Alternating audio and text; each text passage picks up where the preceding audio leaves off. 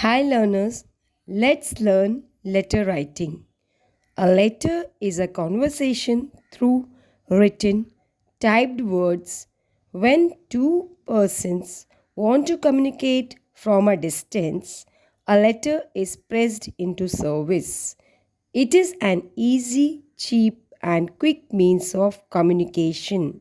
Communication by electronic media may be faster and easier, but it doesn't have the advantage of a letter. A letter can be used as a record or reference. Letters written by great leaders, writers, scientists, and poets are a treasure. A letter has a personal touch. It has the imprint of the personality of the writer. Parts of a letter. Heading. It comes at the top of the letter in the left hand. It consists of the address of the sender, date, and file number, if any. There are two ways of writing address: blocked with no end punctuation and indented with close punctuation. Both these forms are acceptable, but the block form is the latest. Salutation.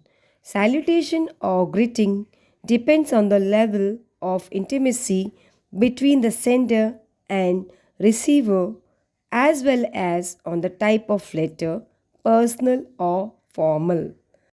For elders, father, mother, grandparents, uncle, aunt, we use dear, dearest. For friends, write the name of your friend with dear. For strangers, acquaintances, dear and the name. Dear Sir, Madam. For officials, Sir, Madam, Dear Sir, Madam. The body of the letter. It is the real and the main part of the letter. It carries the message. The subject matter should be stated clearly, correctly, and effectively. The receiver should not only get your message but should also be pleased with how you have written it. The subscription, the concluding part of the letter, it consists of complimentary clause and the signature. Before subscription, we usually use words like regards, love, affection, thanks. Signature. In its simple form, the signature consists of the written signature of the sender. It is put first below the subscription.